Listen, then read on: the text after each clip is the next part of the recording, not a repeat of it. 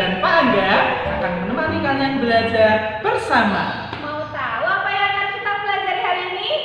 Yuk kita simak video berikut ini. Selamat pagi anak-anak, bagaimana kabarnya hari ini? Tetap semangat belajar ya. Hari ini kita akan belajar tema 1, subtema 1, pembelajaran ke-5. Ada 3 muatan yang harus kalian pelajari di hari ini. Yang pertama, muatan bahasa Indonesia tentang menentukan pokok pikiran. Yang kedua, muatan IPA tentang menjelaskan alat gerak dan fungsinya pada hewan dan manusia. Yang ketiga, muatan SPDP tentang memahami gambar cerita. Sebelum pembelajarannya dimulai, silahkan kalian siapkan dulu buku-buku paket atau buku tulis, ditaruh di atas meja, kemudian silahkan berdoa sesuai dengan agama dan kepercayaan kalian masing-masing. Ya. Tujuan pembelajaran pada hari ini ada 3 tujuan pembelajaran. Silahkan disimak, dicermati. Semoga saja kalian nanti bisa mengambil materi pada hari ini dengan maksimal. Pembelajaran ke-5. Di bawah kandang kelinci, Edo melihat seekor siput yang sedang berjalan perlahan. Edo pun mengambilnya. Kelinci dan siput sama-sama hewan, tetapi gerakannya kok berbeda ya? Kelinci bergerak lincah, berlari, dan melompat, sedangkan siput bergerak sangat pelan. Mengapa bisa begitu ya? Gumam Edo penasaran. Ayo mengamati. Cermati gambar kelinci dan gambar siput di atas. Kemudian silahkan kalian temukan perbedaannya. Karakteristik kelinci bagaimana, sedangkan karakteristik siput bagaimana. Misalkan kalau Pak Angga tuliskan di sini karakteristik kelinci, misalkan bergeraknya dengan melompat.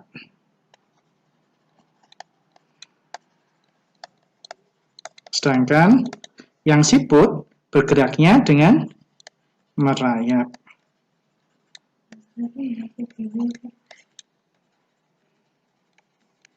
Ya, kemudian misalkan kalau yang kelinci mempunyai tulang, sedangkan yang siput mempunyai cangkang.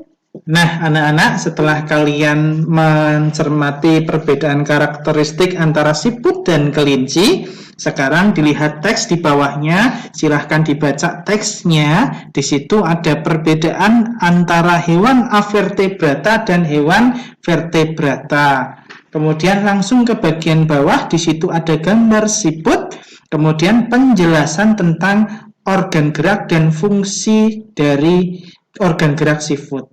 Nama organ gerak siput adalah kaki perut dengan bentuk pipih dan lebar. Sedangkan fungsinya adalah untuk bergerak dan berpindah tempat.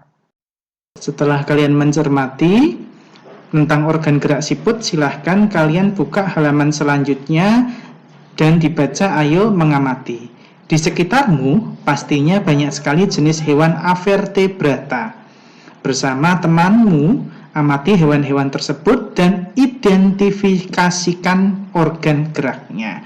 Jadi di situ nomor 1 sampai nomor 3 adalah jenis hewan avertebrata.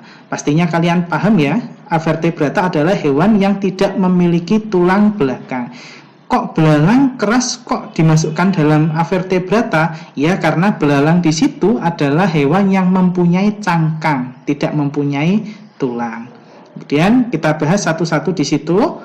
Yang kalian kerjakan nomor 1 sampai nomor 3, sedangkan Pak Angga membantu mengarahkan kalian di organ gerak cacing. Contoh organ gerak cacing di situ adalah, nama organ geraknya adalah otot perut. Sedangkan fungsinya untuk berpindah tempat.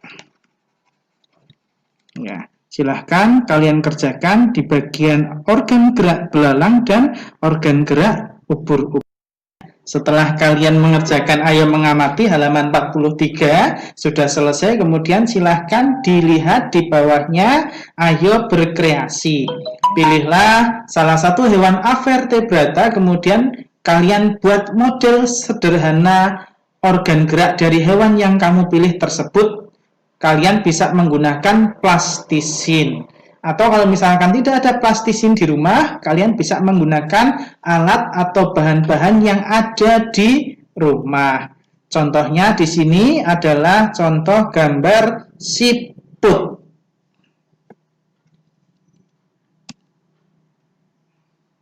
Setelah itu, silahkan kalian cermati, ayo membaca halaman 44 sampai 45. Judulnya adalah siput bukanlah hewan yang lemah. Silahkan dicermati, dan setelah kalian mencermati bacaannya, dibuka halaman 46.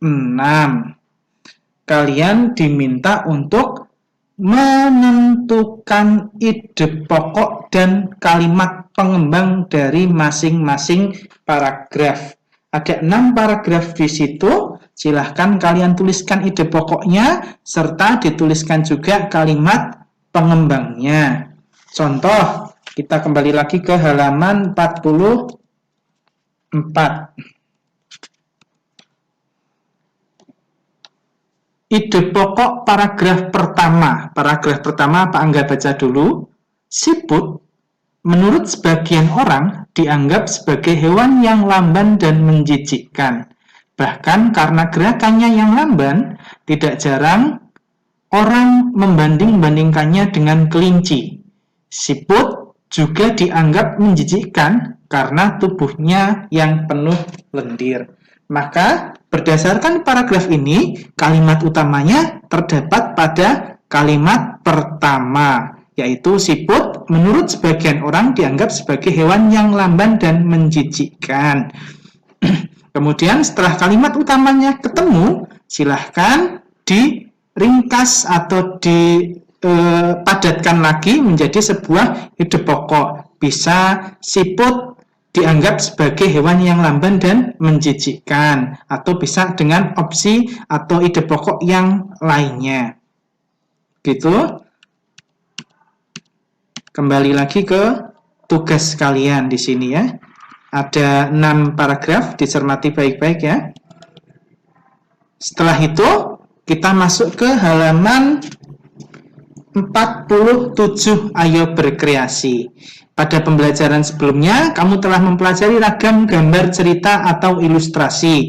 Dalam membuat gambar cerita, kamu juga harus mengetahui corak gambar cerita atau ilustrasi. Ada 4 corak gambar cerita di situ. Yang pertama adalah gambar cerita realis.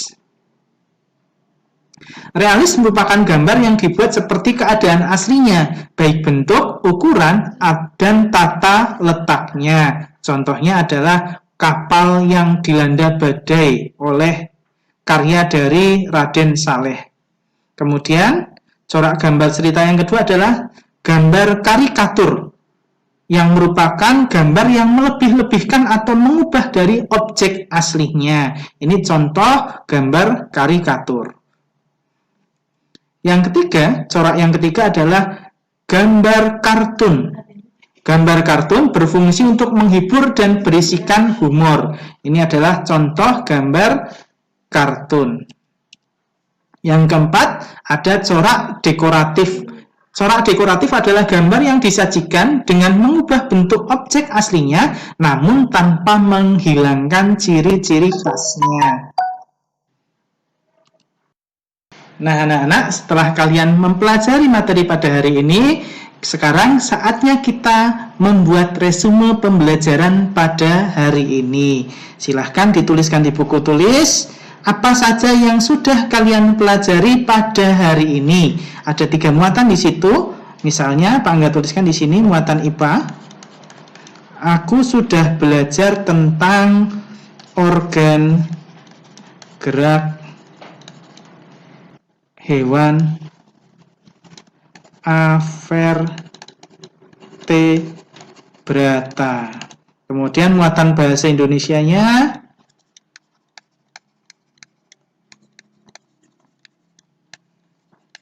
Kalian belajar tentang apa saja. Kemudian muatan SPDP-nya, kalian juga belajar tentang apa saja. Ya, jangan lupa dituliskan untuk kalian pelajari ketika besok ada ulangan. Ya. Kiranya cukup sekian pembelajaran pada hari ini. Tetap semangat dalam belajar. Pak Angga akhiri. Wassalamualaikum warahmatullahi wabarakatuh.